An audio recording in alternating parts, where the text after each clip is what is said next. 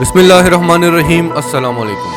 मोदी ने आज साबित कर दिया है कि वो किसी भी तरह से एक जमहूरी लीडर नहीं है बल्कि एक गुंडा है। 2019 में इमरान खान ने जब अक़वाम मुत्तहिदा में तकरीर करते हुए पूरी दुनिया को बताया कि ये वही गुंडा है जिस पर अमेरिका में आने पर पाबंदी थी क्योंकि इसका नाम दहशतगर्दों की लिस्ट में शामिल था, तब से लेकर अब तक तकरीबन हर आलमी इदारा इस चीज़ की तहकीकात में लग गया और मोदी और भारत के बारे में एक रिपोर्ट पेश कर चुका है। और ये कहना बिल्कुल गलत नहीं होगा कि भारत का असली चेहरा अब पूरी दुनिया के सामने बेनकाब हो चुका है। उसके बावजूद भारतीय मीडिया झूठ बोलने से बाज नहीं आता, लेकिन फर्क इतना जरूर पड़ा है कि पहले इंटरनेशनल मीडिया आउटलेट्स भारतीय मीडिया की खबरों को एज इट इज उठाकर पब्लिश कर देते थे, लेकिन अब वो अपनी तहकीकात करते हैं। अब भारतीय मीडिया पर, भारतीय हुकूमत पर, भारतीय फौज के बयानात पर कोई भी एतबार नहीं करता। 2 महीने से भारतीय किसान सड़कों पर बैठकर अपना हक मांग रहे हैं। वो कोई नाजायज मुतालबा नहीं कर रहे, वो ये भी नहीं कह रहे कि मोदी इस्तीफा दे दे, वो अपने हकूक मांग रहे हैं, लेकिन उन्हें बुरी तरह से नजरअंदाज किया जा रहा है। आज भारत का रिपब्लिक डे कैसे ब्लैक डे में कन्वर्ट हुआ, कैसे सिखों ने लाल किले पर कब्जा कर कर वहां पर खालिस्तान का झंडा लहराया, ये तो आप सब जानते हैं। लेकिन उसके बाद के क्या हालात हैं, मोदी की हठधर्मी कैसे मजीद बढ़ गई है, इस पर हम डिस्कस करेंगे आज की वीडियो में। लेकिन डिटेल्स में जाने से पहले आप सबसे रिक्वेस्ट है कि अगर अभी तक आपने हमारा चैनल सच टीवी सब्सक्राइब नहीं किया तो इसे अभी सब्सक्राइब करें और बेल आइकन पर क्लिक करें ताकि हमारी आने वाली वीडियोस आपको वक्त पर मिलती रहें। एक बार फिर भारत में वही हालात होने जा रहे हैं जो कोविड-19 से पहले भारत में हो रहे थे, जब मुसलमानों की शहरियत, उनकी पहचान छीनने के लिए उन पर एक जालिमाना कानून नाफिज किया गया था सिटीजनशिप एक्ट के नाम से। और जब मुसलमानों ने मुजाहिरे शुरू किए तो उन्हें सरे आम सड़कों पर मारा जा रहा था, उनके घरों को नजर आतिश किया जा रहा था, उनकी दुकानों को आगे लगाई जा रही थी और दिल्ली पुलिस खड़े होकर सैर देख रही थी। आरएसएस के गुंडों को खुली छूट थी कि वो जो चाहे मुसलमानों के साथ कर सकें, और ख़ास दिल्ली में ये हो रहा था। और फिर कोविड-19 आ गया, उसके बाद मामला ठंडे पड़ गए और भारत के 25 करोड़ मुसलमानों को दबा लिया गया। मोदी सरकार को यह लगा कि जिस तरह से 25 करोड़ मुसलमानों को दबा लिया है तो सिख तो तादाद में 2-3 करोड़ की आबादी है, इनको तो हम बड़े आराम से दबा लेंगे। लेकिन मोदी ये नहीं जानता कि भारत के मुसलमानों को हमेशा से ऐसा रखा गया कि वो ना आगे बढ़ सकें, ना अपने लिए आवाज़ उठा सकें, लेकिन सिख अपने ऊपर होने वाला जुल्म कभी भी बर्दाश्त नहीं करेंगे। और यही वजह है कि जब उनके खिलाफ कानून आया उनको कमज़ोर करने के लिए, तो वो एहतजाज करने सड़कों पर निकल आए। और मोदी सरकार अगर ये बिल वापस ले लेती, ये कानून वापस ले लेती, तो मोदी को ये डर था कि कहीं मुसलमान भी ना निकल आए कि जब 2-3 करोड़ सिख अपनी बात मनवा सकते हैं तो हम क्यों नहीं मनवा सकते। तो मोदी अपनी हठधर्मी पर अड़ा रहा और उसने ये ठान लिया कि किसी सूरत ये बिल वापस नहीं लिया जाएगा। आगे चलकर हम आपको बताते हैं कि इस वक्त भारत में सिखों के खिलाफ क्या प्लानिंग हो रही है और उनके साथ इस वक्त क्या सलूक किया जा रहा है। लेकिन उससे पहले आपको थोड़ा सा बैकग्राउंड बताना बहुत ज़रूरी है। 1966 से लेकर अब तक हर साल जब भी भारत ने अपना रिपब्लिक डे बनाया है तो कोई ना कोई फॉरेन लीडर ज़रूर शिरकत करता है। इस बार बरतानवी वज़ीर आज़म ने इस रिपब्लिक डे में शिरकत से इनकार कर दिया और बहाना उसने कोविड-19 का बनाया, लेकिन उसके पास इतलात थी कि सिखों ने भारतीय हुकूमत को धमकी दी हुई है कि वो रिपब्लिक डे पर शदीद एहतजाज करेंगे।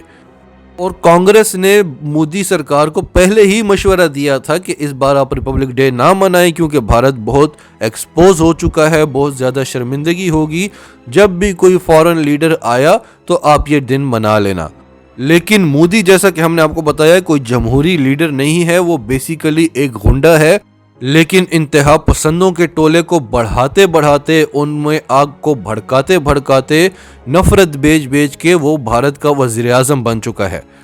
तो उसने ये दिन मनाने का फैसला किया कि जो भी हुआ देख लेंगे। तो भारत में जो सिख हैं वो वहाँ के मुसलमानों की तरह हरगिज़ नहीं है। हमने आपको पहले भी बताया कि मुसलमानों को इस तरह से रखा गया कि ना वो कभी आगे बढ़ सकें, ना अपने लिए आवाज़ उठा सकें। एक तरफ मुसलमानों पर मजालिम हो रहे होते हैं, दूसरी तरफ जो मुसलमानों में जो बड़े बड़े नाम हैं वो भारत को ये साबित करने की कोशिश कर रहे होते हैं कि हम भी उतने ही भारतीय हैं जितने के आप हैं।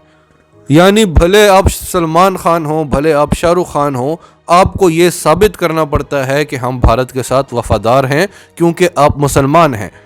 یہی کام بھارت کی جو گودی میڈیا ہے وہ وہاں کے سکھوں کے ساتھ بھی کرتی رہی، ان پر دیش دروہی کا الزام لگاتی رہی، ان کو یہ کہا جاتا رہا کہ آپ کو آئی ایس آئی کی طرف سے فنڈنگ آ رہی ہے، آپ آئی ایس آئی کا ایجنڈا پورا کرنے اترے ہیں۔ لیکن وہ ایک ہی بات کرتے تھے کہ ہم اپنے کسانوں کے خلاف جو بل آیا ہے اس کو واپس لے لیں، تو آئی ایس آئی کا کیا کام، پاکستان کا کیا کام، ہم تو اپنے حقوق مانگ رہے ہیں۔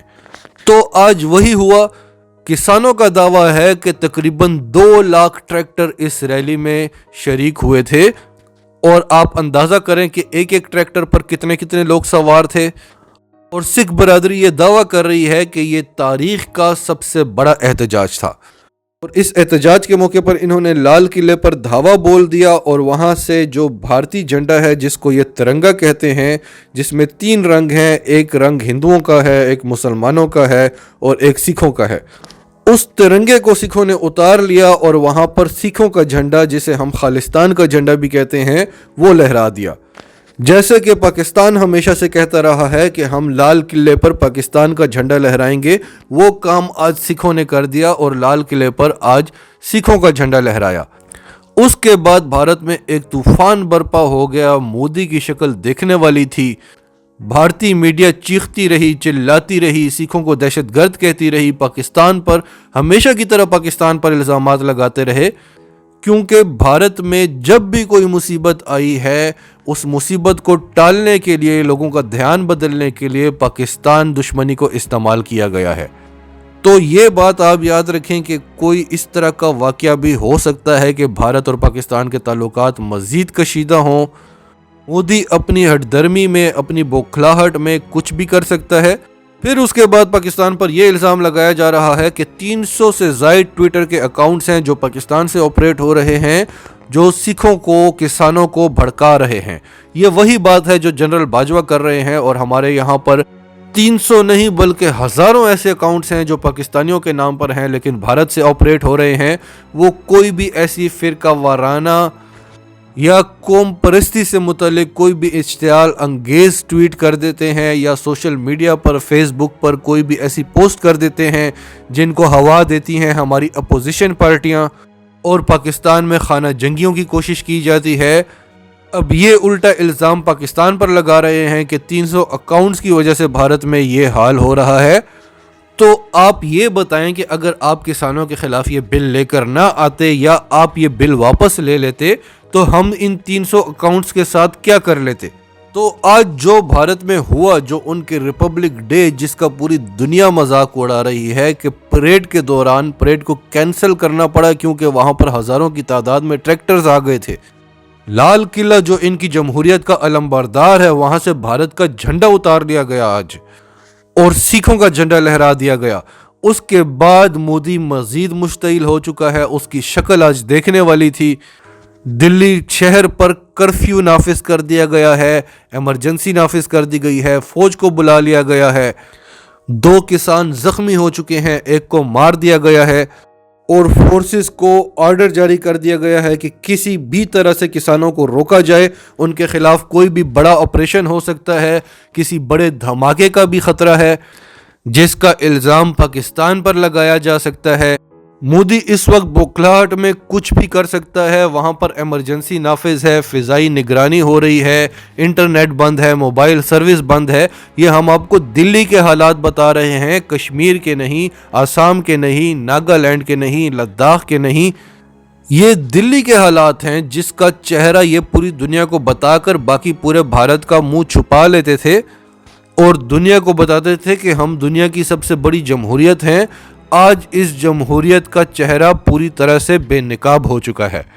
اس وقت مودی کو اور پورے بھارت کو جتنی شرمندگی کا سامنا کرنا پڑ رہا ہے، کل ہم نے بتایا تھا ایک طرف تو چین سے مار کھا رہے ہیں، کل ہم نے آپ کو بتایا تھا کہ انہوں نے ایک بار پھر جھوٹا پروپیگنڈا کیا کہ ہم نے چین کو سبق سکھا دیا، اور بعد میں پھر ان کی فوج کو اعتراف کرنا پڑا کہ ایسی کوئی بات نہیں ہے، اور بھارتی میڈیا کو چاہیے کہ پوری انویسٹیگیشن کر کر خبر دیا کرے۔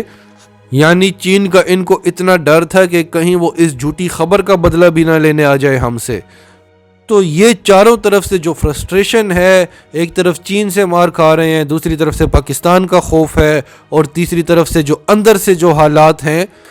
اس میں ایک تو فیس سیونگ کے لیے اپنے ملک میں اپنی عوام کے سامنے اپنا اور اپنی فوج کا مورال بلند کرنے کے لیے جو بری طرح سے گر چکا ہے،